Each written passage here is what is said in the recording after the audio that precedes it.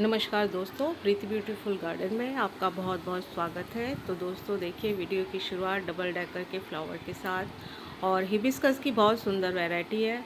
और peach colour में देखिए, दो कलर में कितना प्यारा सा और बैल की तरह झूलता हुआ प्लांट है। तो दोस्तों आज का मेरा टॉपिक मेरे उस हिबिस्कस प्लांट्स के बारे में है जो लगभग 3-4 साल पहले मेरे गार्डन में ऐड किए थे, लेकिन दोनों पे ही ना तो किसी प्रकार की बड बन रही थी, और जब बड ही नहीं बनेगी तो फ्लावरिंग का तो मतलब ही नहीं है।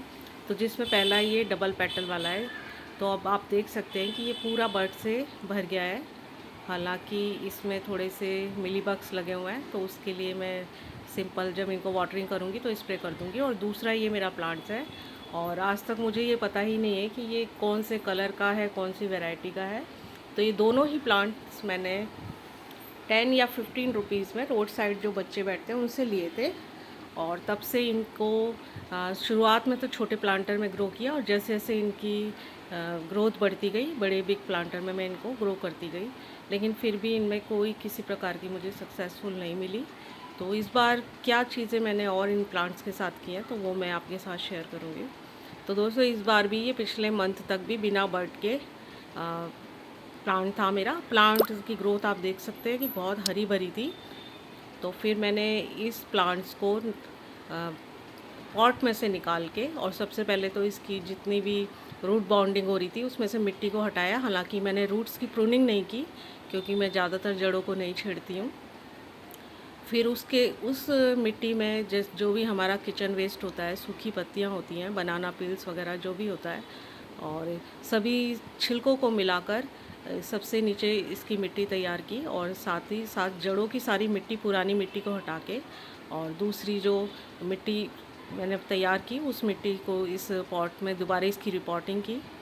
और कुछ टाइम बाद 15 से 20 दिन बाद जब हल्की सी थोड़ी सी जो प्लांट है वो इस्टेब्लिश हो गया, तब मैंने इसकी छोटी छोटी ऊपर से बिल्कुल आप कह सकते हैं 1-1, 2-2 इंच की इनकी थोड़ी सी प्रूनिंग कर दी, जिसकी वजह से इस पे नए नए थोड़े से स्टेम्स, पत्तियां निकल के आने लगी। और उन्हीं के बीच में से अब देखिए इसमें बर्ड बन के आ रही है। तो अगर हिबिस्कस प्लांट्स की बात करें तो वैसे तो बिल्कुल परमानेंट प्लांट है, और एक बार अगर आप ले आते हैं देसी वैरायटी, कभी आपके गार्डन से नहीं जाती, ना ही ख़राब होती है। लेकिन इसमें फ्लावरिंग की दिक्कत कुछ इन्हीं वजह से आती है कि या तो आपके पॉट की जो मिट्टी है वो इतनी सक्सेसफुल नहीं है कि जो फूल और बर्ड को बना सके, और सेकंड इस जो है ये प्लांट बहुत जल्दी बढ़ता है, तो रूट प्रूनिंग भी बहुत ज़रूरी हो जाती है। तो अगर पॉसिबल हो तो हर साल इसकी या तो फरवरी में, या ये जो समर सीज़न के बाद जो रेनी सीज़न आता है उसमें आप इसकी रिपोर्टिंग कर दीजिए, और रिपोर्टिंग के 10 दिन बाद ही आपको रिज़ल्ट मिलना शुरू हो जाएगा। और साथ ही साथ घर का जितना भी हमारा किचन वेस्ट होता है, जिसमें सबसे ज़्यादा बेस्ट इस पे काम करता है बनाना पील्स। हिबिस्कस के प्लांट्स को तो मैं सिर्फ बनाना पील्स, चाहे वो उसको कट करके, जब गर्मी ज़्यादा होती है तो कट करके उसको डायरेक्ट ही मिट्टी की सॉइल पे ऊपर रख देती हूँ। तो 1-2 दिन में जो छिलके हैं वो ड्राई हो जाते हैं, और थोड़ा बाद में जब हम गुड़ाई करते हैं तो मिट्टी में बिल्कुल खाद मिल जाते हैं और खाद की तरह बन जाते हैं।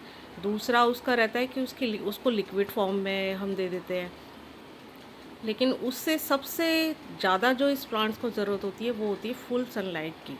आप इस प्लांट्स की कितनी भी केयर कर लीजिए, अगर इसको पूरे दिन की सनलाइट नहीं मिल रही है तो फ्लावरिंग पे काफ़ी असर आता है। और जो मैं कह रही थी कि इस प्लांट की सभी जो केयर है वो दूसरे प्लांट्स की तरह हो रही थी, लेकिन फिर भी इसमें कुछ नहीं हो रहा था, क्योंकि इसका रीज़न ये था कि छत के कोने में मेरा डबल पेटल वाला ये प्लांट और एक और हिबिस्कस का प्लांट, जो कि अब उसमें भी जैसे ही उसकी डायरेक्शन चेंज की है, तो ये 3-4 प्लांट्स जगह की कमी की वजह से एकदम साथ में सटा सटा के रखे हुए थे, तो जिससे बहुत ही हरे भरे तो हो रहे थे। आप देख सकते हैं कि कितना पुराना प्लांट है ये मेरा। और अब जाके अभी तक मुझे नहीं पता कि ये इसमें कौन से कलर के फ्लावर्स खिलेंगे। हालांकि उन्होंने येलो कलर का मुझे कह के दिया था, तो अब तो मेरा इंतज़ार ख़त्म होने ही वाला है।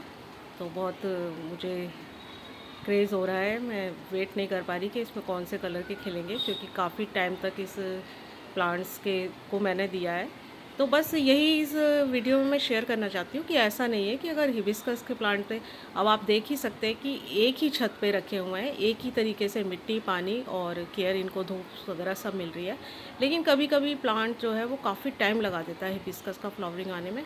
तो जिस तरीके से बस आप इसकी देख लीजिए, इसकी थोड़ी सी आप मिट्टी की गुड़ाई वगैरह करते रहिए, और साथ ही साथ जो मैंने कहा इसके लिए रिपोर्टिंग और सनलाइट। एक बार को अगर आप पानी की थोड़ी सी कमी कर देते तो ये आसानी से सह लेता है, क्योंकि धीरे धीरे देख ही सकते हैं कि इसकी स्टेम्स कितनी वुडी हो जाती है। तो एक आध दिन पानी नहीं मिलता तो इतना इनमें फ़र्क नहीं आता। और साथ ही साथ जब आप इसको थोड़ी सी मिलीबग्स वगैरह हो जाए तो या तो आप इसका पेस्टिसाइड का यूज़ कीजिए, अदरवाइज़ जब आप इसको पानी देते हैं तो सिंपल पानी से आप इसको प्लांट्स को नहला दीजिए। जब ज़्यादा गर्मी आती है तो प्लांट्स को थोड़ा सा नहलाते हुए पानी दीजिए, तब इसमें देखिए आप फ्लावरिंग जो है बहुत अच्छे से आपको मिलेगी। और मेरी सभी हिबिस्कस की वैरायटी में देखिए आप देख सकते हैं, बहुत अच्छी तो नहीं कहूँगी, लेकिन डेली के फिर भी तीन चार फ्लावर भी अगर एक प्लांटर में हमें मिल जाते हैं, और अगर हमने 4-5 प्लांट भी बना रखे हैं हिबिस्कस के, तो गार्डन फूलों से हरा भरा ही दिखता है। तो बस पेस्ट की बात करें तो बस वही मिलीबग्स इसका थोड़ा सा इस पर अटैक रहता है, तो आप वो भी, मैं तो पेस्टिसाइड यूज़ नहीं करती। जब ज़्यादा होता है तो थोड़ा सा शैम्पू मिला कर और स्प्रे कर देती हूँ, तो लगभग अब पूरा सीज़न, रेनी सीज़न बीत गया और मुझे अभी तक कोई स्प्रे करने की भी ज़रूरत नहीं पड़ी, क्योंकि ये सनलाइट में पड़े। ज़्यादातर जब थोड़ा सा प्लांट को छाएदार जगह पे होता है तब मिलीबग्स का अटैक ज़्यादा होता है, या बिल्कुल आप मिट्टी को ड्राई साइड पे छोड़ देते हैं तब मिलीबग्स का अटैक होता है। अगर आप इसको रेगुलर पानी वगैरह देते रहे तो इतनी जल्दी इस पर कोई मिलीबग्स वगैरह का भी मेरे प्लांट्स पे तो ज़्यादा नहीं होता। डबल पेटल्स वाले पे थोड़ा हो रखा है तो मैं उसको पानी से स्प्रे कर दूँगी। और बिल्कुल एक बार आप अपने इस प्लांट को ले आइए, और छत पे अगर पॉसिबल है तो जहाँ पे धूप आती हो, और थोड़े से बड़े पॉट में, लगभग 10-12 इंच के मिट्टी के पॉट में या प्लास्टिक, तो मिट्टी के पॉट ज़्यादा अच्छे रहते हैं। तो बस इसी प्रकार से इसकी केयर करते रहिए और इतने सुंदर सुंदर फूलों से अपने गार्डन को सजाते रहिए। और बहुत ही हार्डी प्लांट है, और एक बार लाने के बाद दोबारा से आपको पैसे खर्च करने की ज़रूरत नहीं पड़ेगी। आप कटिंग से भी अगर एक प्लांट ले आते हैं तो जैसे जैसे बड़ा हो जाए आप इसकी कटिंग से भी इसके हर साल एक दो करके काफ़ी प्लांट बना सकते हैं। तो दोस्तों आज के लिए इतना ही, मिलते हैं नेक्स्ट वीडियो में। बाय।